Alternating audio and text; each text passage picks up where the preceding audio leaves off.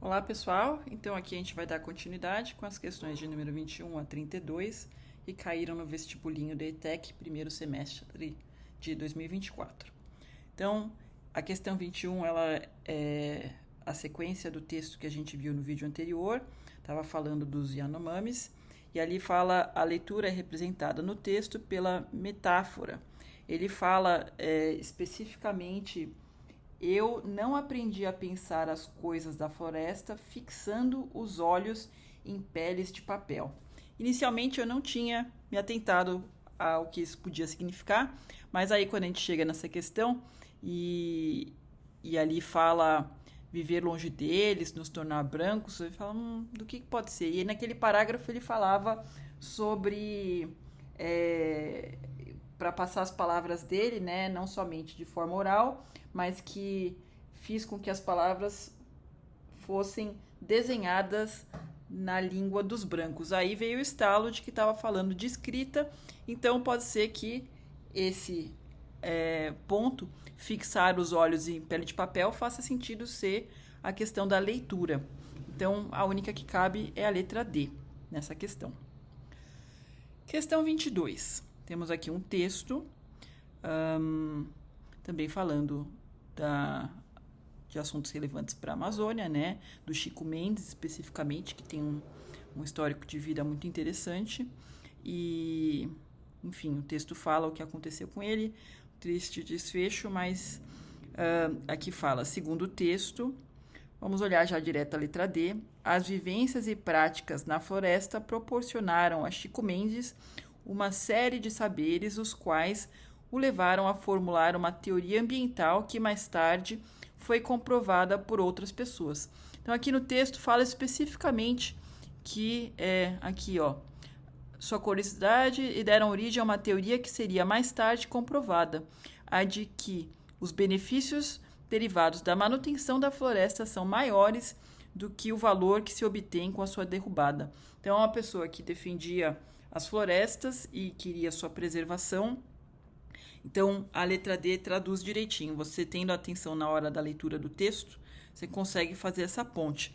A gente parar para ver as outras questões ali. Na letra A, fala os habitantes da Amazônia estabelecem relações harmônicas entre si e com a floresta e, por isso, não experienciam os principais problemas enfrentados pelas populações urbanas. Assim, fala de questões diferentes, né? Por exemplo, de fato, o índio ou a população da floresta não tem o problema do trânsito, que é parte das cidades, ou então da poluição, etc. No entanto, a gente tem que lembrar que a gente está olhando para um texto que tem um conteúdo específico. A gente não pode se deixar levar por afirmações que possam parecer verdadeiras, mas que nada tem a ver com o texto. E, obviamente, já aparece logo na letra A para pegar os desavisados. Então, tem que focar no que o texto está falando, sem perder essa linha. Letra B falava que Chico Mendes se dedicou a refletir sobre a sua relação com a floresta, desconsiderando causas sociais. Não, como a questão fundiária. No próprio texto ele fala ali que ele participou de uma diretoria, não foi? Onde está? Ele teve um papel importante, um papel de representação, e ele não teria como deixar isso passar, né? Aqui no parágrafo 2, fez parte da diretoria do Sindicato de Trabalhadores Rurais de Brasileia. Então, não é a letra B. Letra C fala, o fato de ter sido alfabetizado tardiamente afetou a compreensão. Aqui já está falando como se o papel do Chico Mendes fosse menor, né? Ou afetado pela independente. Há pessoas que não têm cultura acadêmica e fazem muito. E ele pode ter sido alfabetizado mais tardiamente, mas muito fez e isso não tirou o brilho do posicionamento dele. E a letra E fala, Chico Mendes passou toda a sua vida isolado na floresta, sem estabelecer contatos com outras partes do Brasil e do mundo. E por isso não foi bem sucedido em sua luta. Essa questão de ser bem sucedido ou não é relativo, né? Porque ele de fato teve a questão do assassinato, mas ele é um nome que é lembrado até hoje, então não dá para dizer que ele não foi bem sucedido. E ele se misturava a outros grupos. Ele fez parte de diretoria e é uma pessoa que estava integrada nas questões, não ficou isolado. Então, é a letra D mesmo para a questão 22. Questão 23.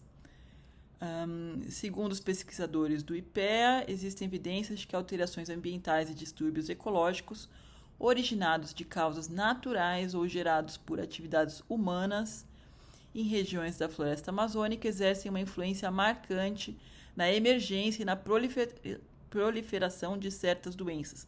Sim, aí aqui traz um dado que entre 2004 e 2012 constatou-se que com o avanço do desmatamento houve um acréscimo de 23% nos casos de malária para cada 1% de floresta derrubada por ano. Então aqui essa questão está cobrando o entendimento de como se dá a malária. Se a gente sabe que é o mosquitinho que traz a doença, etc., já dá para tirar algumas, né? Então, aqui na letra A, por exemplo, fala de bactéria que causa essa doença. E a gente sabe que a malária não é um problema de bactéria desenfreado. Então, não faz sentido essa letra A.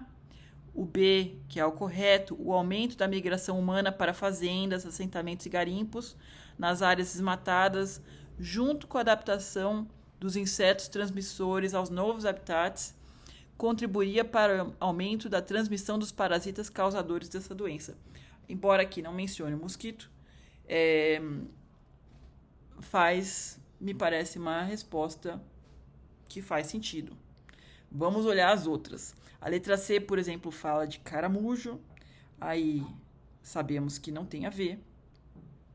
A letra D fala com barbeiro.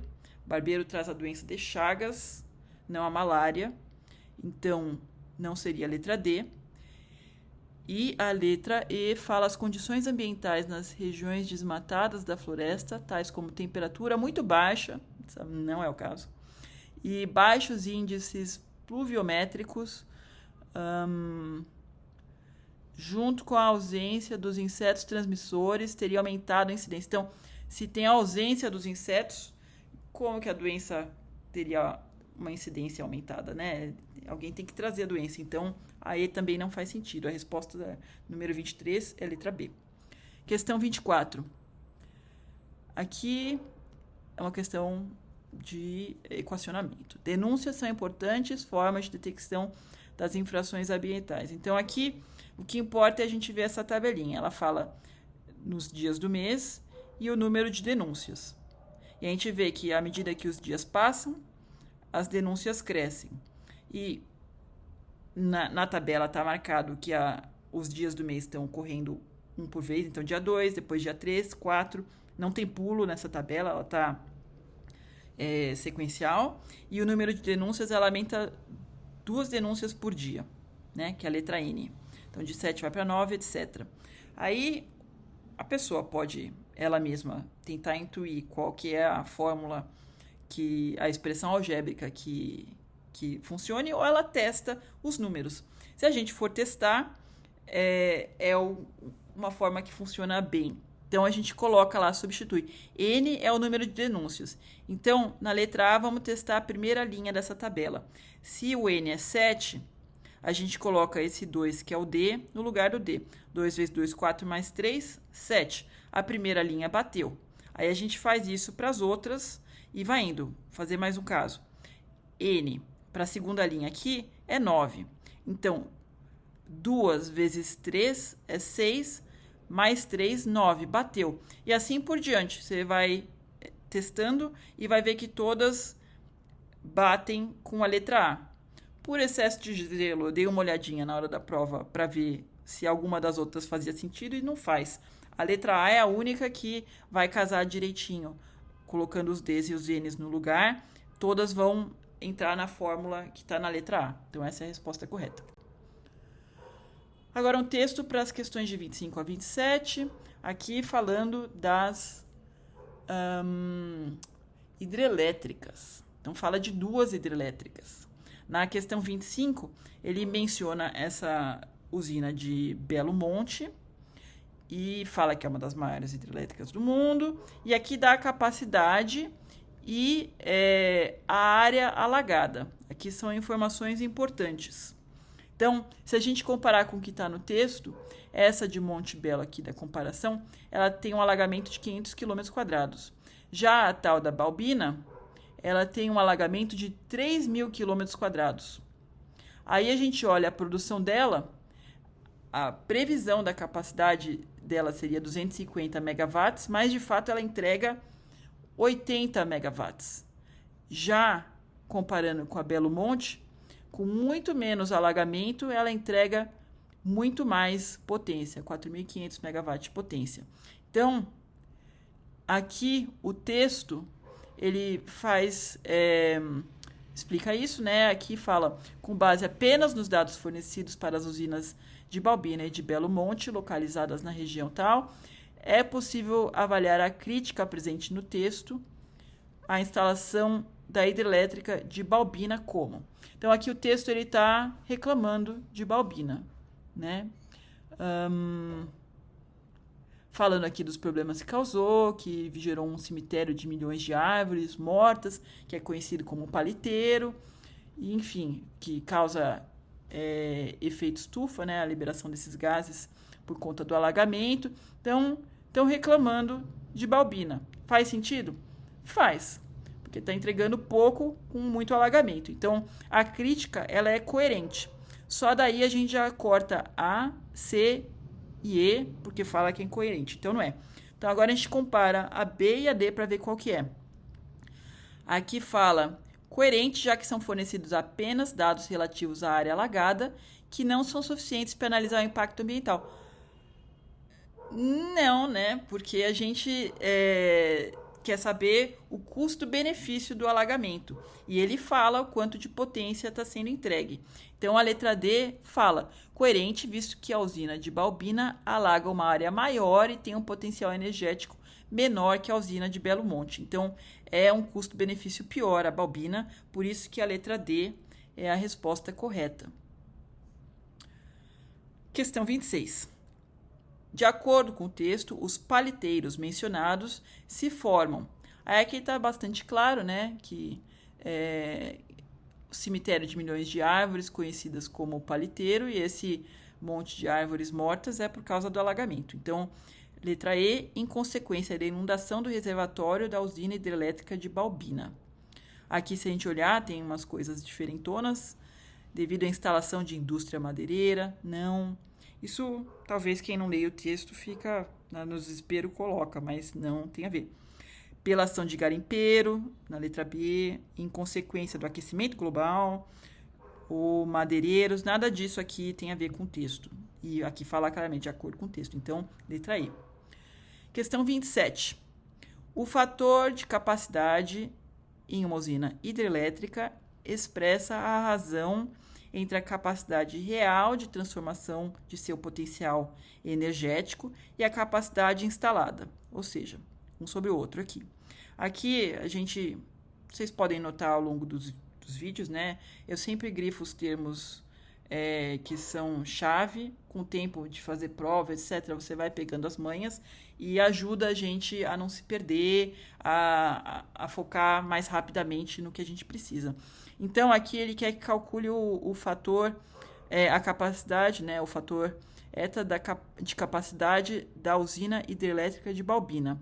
Então, a gente vai lá e cata do texto, potencial energético, ele é 80 megawatts de potência e capacidade instalada é 250 megawatts. Aqui podia confundir, porque não usou exatamente o mesmo termo que estava no texto, mas a parte da capacidade instalada não tem confusão, é o 250. Então, isso ajuda a gente a determinar o que é que vai em cima, o que é que vai embaixo nessa fração aqui, né? Isso aqui dá mais ou menos 1/3 e o que dá basicamente a letra B. Fazendo a continha, até verifiquei para ver se estava redondinho. É isso mesmo. Agora, a questão de número 28. É possível concluir corretamente que, em exatamente 3/5 dos anos apresentados no gráfico, o desmatamento registrado ano a ano foi... Aí a gente tem que olhar o gráfico e entender um pouco do que está falando. Se a gente contar quantos palitinhos tem aqui, são 15.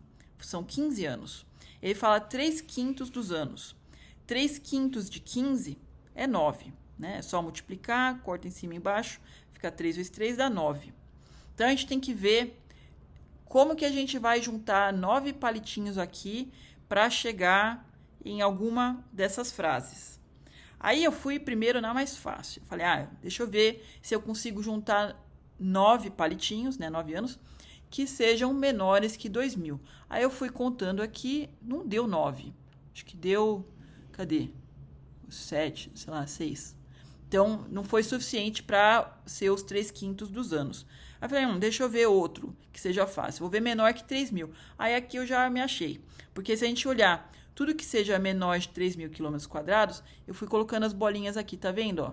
São 9 barras que têm menos de 3.000 km². Tem um pulo aqui, que 2016 foi mais alto, mas são 9. Então, essa frase é verdadeira. Até a pessoa pode olhar, por exemplo, maior que 5.000 ou maior que 6.000, tem poucas barrinhas, não vão chegar a 9 barrinhas, né? Então, não pode ser. E a C também a gente ignora porque fala igual, aí em teoria teria que calcular alguma coisa para uma média. Não faz sentido se preocupar com isso. A gente já achou a resposta, a letra E. Questão 29. A amplitude total em um conjunto de dados é a diferença entre o maior e o menor valor observado nesse conjunto. Analise o conjunto de dados apresentados no gráfico e assinale a alternativa que apresenta a sua amplitude total. Então, é só seguir a receitinha de bolo aqui, ó. Diferença entre o maior e o menor. Quem é o maior é esse aqui, 9.069, e o menor é o 1.008. Subtrai, essa é a amplitude. Tranquilo? Letra B. Questão 30. Aqui estão falando de compostos. Então, vamos lá. Fala que a intensa atividade de desflorestamento altera a composição química da atmosfera amazônica devido à emissão de gases e partículas.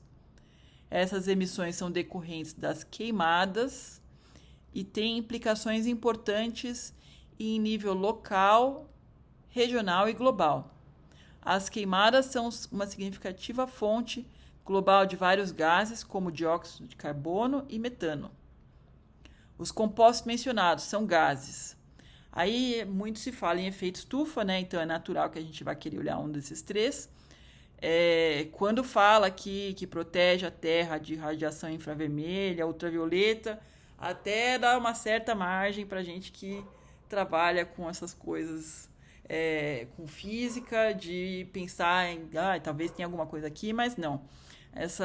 A prova, ela vai nas questões ambientais, né? Tá claro. Então, efeito estufa. Quais são as opções? Resposta E, a correta.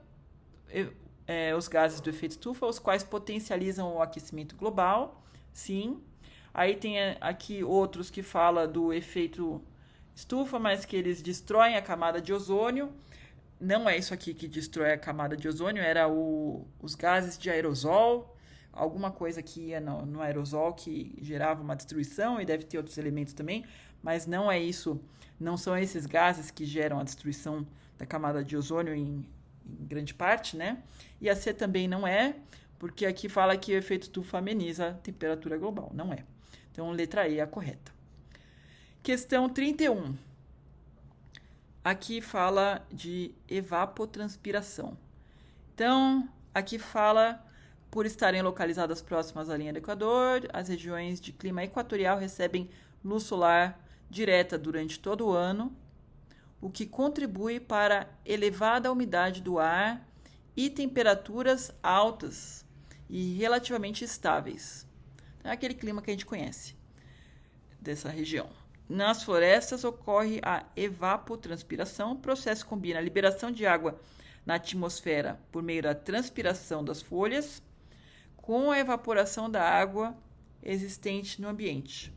Então, é tanto a planta soltando água quanto um rio, um lago, tudo isso vai evaporando água. Aí fala que a evapotranspiração tem um papel fundamental como regulador do clima, porque conforme a água evaporada, aí aqui é o truque de entender, é o mesmo processo que o suor da gente faz, né? Essa evaporação, ela tira o calor da superfície da nossa pele e também, ao evaporar, ela leva o calor do ambiente embora. É um processo que, entre aspas, consome essa energia. Então, a letra correta é a letra E, que causa o resfriamento do ambiente. Se a gente for olhar aqui, sempre tem uma questão, uma letra que fala alguma coisa diferente, né? Contribui na formação de arco-íris, mas não é a pegada dessa prova, né? Não produz gás hidrogênio, não libera átomos de hidrogênio e oxigênio no ambiente. Sempre tem que ir lendo tudo antes de marcar. Consome oxigênio do ambiente, consequentemente resfriando. Não ouvimos falar desse processo nesse contexto. Então, é letra E mesmo. Questão 32, a última desse vídeo, fala sobre rios voadores. Nunca tinha ouvido falar desse termo, foi interessante. Fala que é assim que são popularmente conhecidos os fluxos aéreos de vapor d'água que se originam de áreas tropicais do Oceano Atlântico e são retroalimentados após o processo de chuva e de evapotranspiração na floresta amazônica. Então, fala aqui que esses rios de água vaporizada atravessam a atmosfera, né? Então, eles são flutuantes ou voadores, até encontrar a Cordilheira dos Andes, e aí se deslocam para o sul, e aí causa chuva ali. Aí Mato Grosso do Sul, Minas Gerais, São Paulo, Paraná e Santa Catarina recebem chuvas por conta disso. E também países vizinhos. Esse processo é essencial para a produção agrícola e para a vida nesses lugares. Aí fala que, com base no texto, é correto afirmar que os rios voadores, aí vem, vamos ver a letra C já, são um dos responsáveis pelas chuvas em alguns estados brasileiros e alguns países fronteiriços ao Brasil. Sim, foi o que a gente acabou de ler. Então, é isso. Aí, por desencargo, a gente sempre olha as outras, né? Despejam milhões de metros cúbicos de água por segundo no Oceano Índico, não é da nossa região aqui, então não.